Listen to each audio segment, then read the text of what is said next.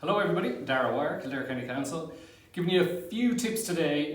Recycling is a large and complicated process for many, so I just want to break it down to a few different areas and simplify it a little for everybody to make the recycling rate improve and everybody feel better about themselves because they're doing the right thing. So first things first. I even hate to use the word COVID in this conversation, but it has to be brought in. Just a couple of things during the time of COVID. There's an awful lot of extra waste going into bins all over the country and indeed all over the world. We're very conscious about that, and in a lot of cases there's very little we can do. However, there are some things we can do. So first of all, reusable masks. We don't need to use disposable masks. Once we have a supply of reusable masks, and once you keep them cleaned at the sufficient rate, washing them every once in a while, it's absolutely fine to use reusable masks. So rather than just handing out disposable masks to people, if you want to give somebody the ideal Christmas present for this year, a set of reusable masks would be ideal for that. So just to bear that in mind.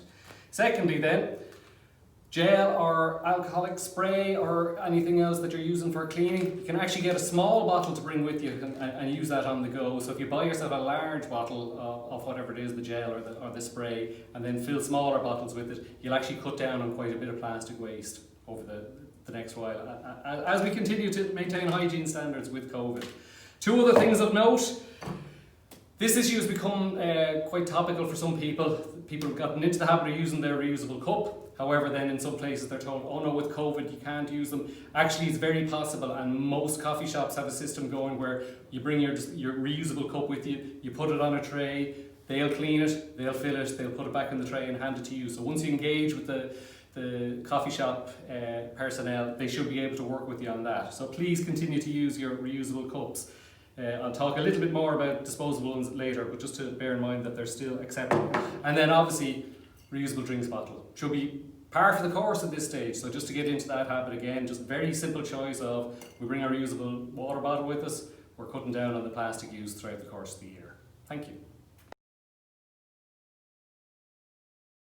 Okay, first up, one we're all familiar with recycling, I think, glass. We have 41 glass recycling banks around the county. They're very well used. Last year we had over 4,500 tonnes of glass collected in Kildare alone.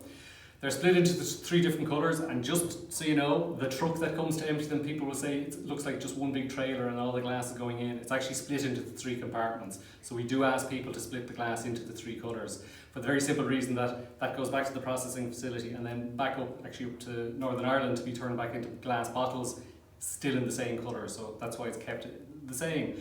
So the three colours, green, brown and clear. You will also occasionally see blue glass. That can go into either green or brown.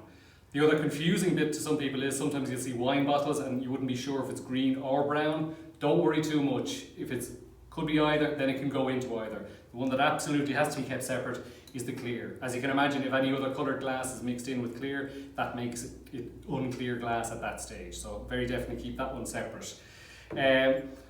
We're always going to need recycling banks for glass around the county. The problem with glass being if it was just to be put into the recycling bin at home, when it breaks, it'll contaminate not just the contents of the bin, but possibly all the contents back in the depot when the truck is emptied out there. And obviously glass is unsafe for handling if it's broken, so that's why we're going to need bottle banks going into the future. Okay, next up, cans. Metals in general, I suppose. So, first of all, the can bank, which you'll normally find beside the recycling bank, that's really for people if you have a lot more aluminium drinks cans than usual, or just there as a facility to allow people because they can be a bit bulky. So we'd ask people to use the can banks for the drinks cans. If you have steel food cans, you can put them into the recycling bin at home and also put in the aluminium cans at home. If you have extra or you just want to use the can bank, please do. But one thing we'd ask people if you're using can banks is squash the cans beforehand. If you think about a can bank, it could be filled up very quickly if everyone just puts in full intact cans. But if everything is squashed down, you'll fit a lot more cans into the can bank, and that means the economics of recycling come a lot better. So it's a lot more attractive for operators to be involved in the whole recycling business, and the whole thing makes a lot more sense. So cans are fairly straightforward. If it's steel or tin or anything like that, same again, into the recycling bin at home. Again, squash. Squash as you go with a lot of the recyclables where you can, for the same reason of saving space. To push it out a little with some other metals, generally speaking, people talk about metal foil, tin foil or aluminium foil. That cannot be recycled. And even if it's balled up in a tight little ball like that and goes into the recycling bin, it won't be recycled because the operators, the contractors further down the line, they don't know if there's ever been food in that. And once you have food mixed in with recyclables, it means it all gets very messy. So don't bother putting tin foil into the recycling bin at home. It will not be recycled. If you have more rigid aluminium containers like this, like takeaway tubs or the ones for the frozen turkey, that sort of thing, these are recyclable. One of the things you should note is when it comes to recycling, the dishwasher is your friend. Particularly for these metal objects, all of these can go into the dishwasher. So they can be cleaned just the same as any other thing that you put into the dishwasher. Takes the work out of it, takes the mess out of it, and then that goes into the recycling bin. Very clean and then suitable for recycling afterwards.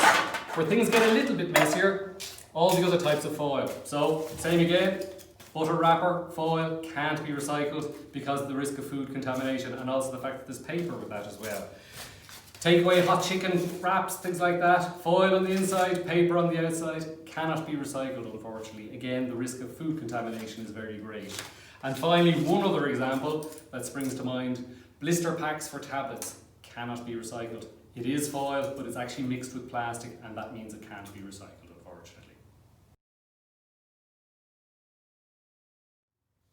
Next up, paper and cardboard. Again, one of the things we're quite used to recycling at home. There's absolutely no problem with most of it.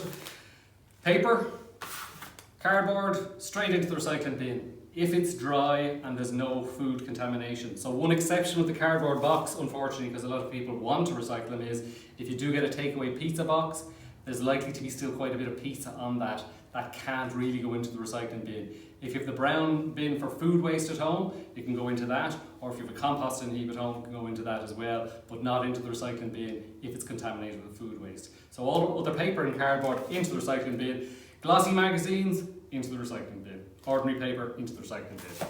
Something like this, it's actually a food wrapper, but there's absolutely no food on it, it's just a bread roll. Once that's clean of food waste, that's paper, that can go into the recycling bin as well. Something like this where you'll see it's a chocolate bar wrapper, it's paper, a little bit shiny, but it's okay, that can go into the recycling bin. This is where things get complicated. Takeaway sandwich boxes, similar to this, total disaster. Looks like cardboard, but it's actually wrapped almost entirely in plastic as well. It's what we call a composite material, plenty more of that when I talk about the plastics, but composite materials, because of their nature, are very difficult to separate out, so very limited ability to recycle it. So unfortunately, those sorts of takeaway sandwich wrappers cannot be recycled. Next up, this, the disposable coffee cup.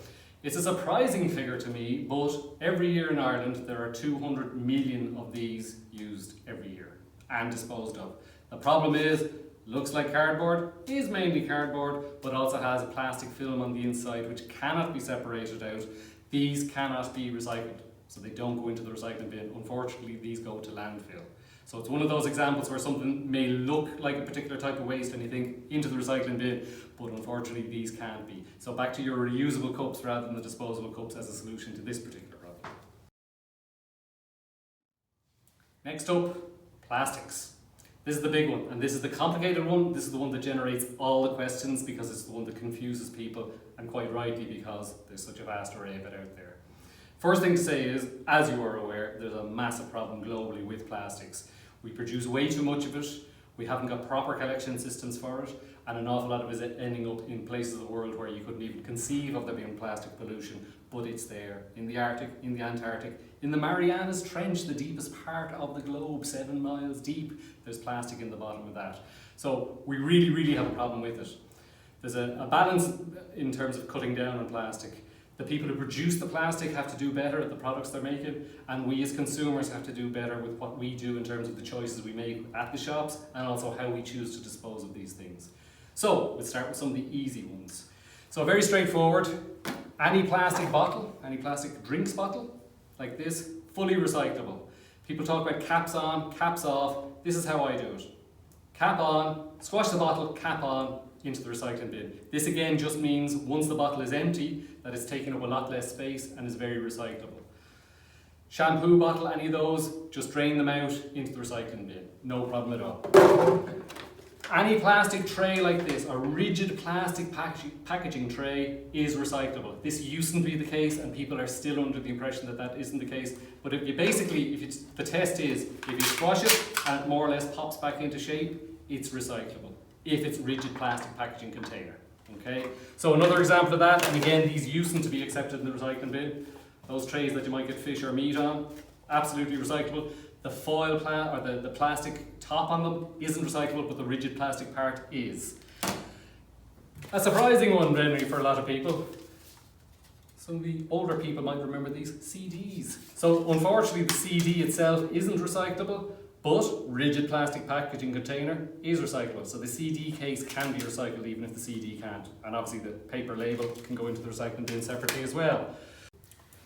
My own personal favourite action of recycling is actually these yogurt pots.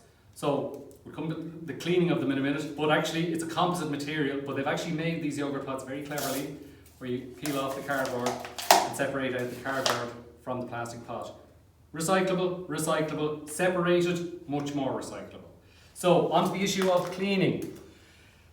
One of the most important parts of the whole recycling process that's been forgotten is hands. And I don't mean the hands that put the recycled material into the bin. I'm talking about the other end of the process. Essentially, all the plastic in front of me, for it to be recycled, leaves Ireland and goes to other parts of the world, predominantly Southeast Asia.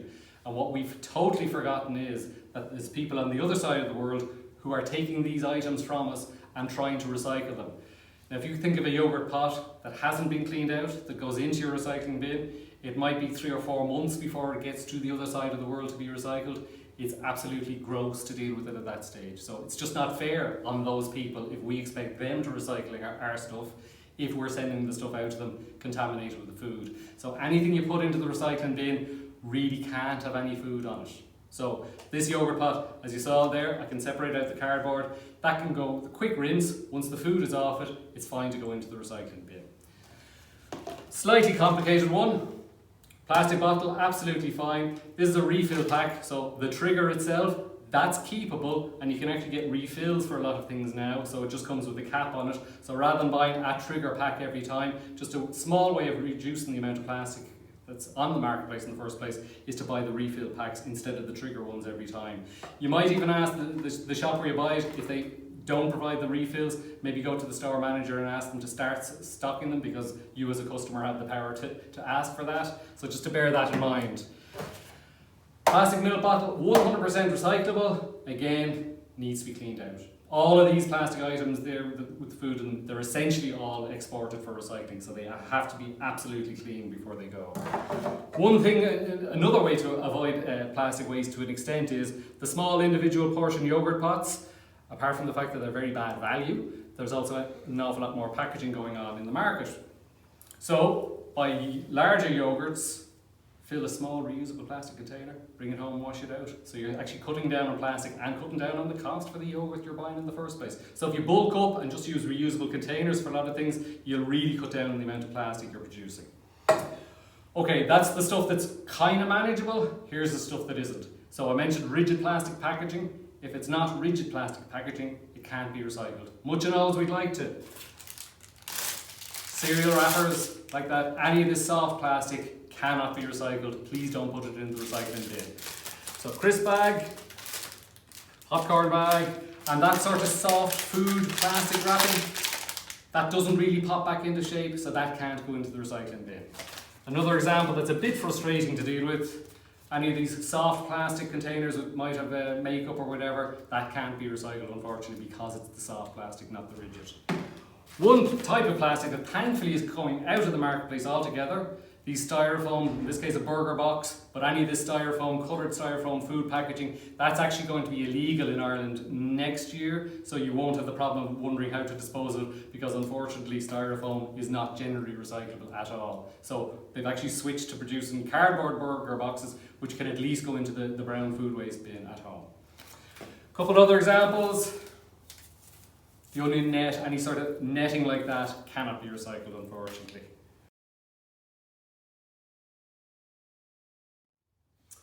One other area that can cause a bit of confusion for people is making the choices. So, if you're buying milk, which should I buy the milk in? There's no right answer to this. I will say that this, as I mentioned, is fully recyclable plastic bottle, so it stands on its own merits in that regard. There's no confusing aspect of that as recycling. Once it's clean, you can go into the recycling bin, absolutely no problem. Well then, why wouldn't I use this? There's some advantages to this. As we can see, there's cardboard in there. This is a Tetra Pak. There's other issues that need to be addressed with it as well. So just to explain it, this isn't just cardboard, this is another composite material. It's plastic coating, then a cardboard box, and frequently then you also have an aluminium foil layer in the middle of it. The aluminium foil layer is there to actually prolong the life of the item because it stops light penetrating it and makes the product last longer. But it creates a problem for recycling. So currently all the Tetra Paks in Ireland, they get exported to Scotland. There's a facility there specifically for them where they actually chop it up into small pieces. They float the cardboard away, and the cardboard then is dried out and turned back into more cardboard. And then the other material is gathered together, and Tetra Pak are looking at options in terms of recycling it. So effectively, this would be 75% guaranteed recycled, with 25% that may be recycled. And by recycling for the 25%, here's an example. This is a product that they're trying out. So you can see it's a fibre board that's actually made from the small pieces of chopped up cardboard and plastic and tin foil mixed together, and they turn it into rigid boards, and they're hoping to be able to use it in building products and things like that. So there's potentially a route for it, but there's still some work to go in terms of scaling that up. The other thing you should say, plastic, as we know, is made from one item and one item only, which is oil. So it's a fossil fuel based material. The Tetra Pak has some oil from the plastic, also has some oil used in the manufacturing of the aluminium, but it's predominantly cardboard. And generally speaking, the manufacturers of these products actually plant more trees than are cut down for the making of it. So there's a recycled cardboard element, there's a replanting of trees element, getting away from the requirement to use fossil fuels for all of these. So it's a judgment call. I'm not here to tell you which one to use, but maybe just to consider the options when you are making those choices as a consumer. That's just another example, one showing the foil on the inside, just to demonstrate that. Here's a well-known crisp product. So it also goes to the same facility where the other Tetra Pak products are recycled. Just to explain, another composite material. We can see the cardboard tube, no problem. Got a plastic top. It's actually got a steel base, and it's got a foil lining. So there's 4 different types of material making up this one container. So that's quite a lot of packaging for a bag of crisps, basically. So again, we make choices as consumers. These are some of the choices we need to make. Okay, I promised you a talk on recycling. Now I want to talk to you about some things that aren't necessarily recycled, but it's still important to let you know what should happen with them.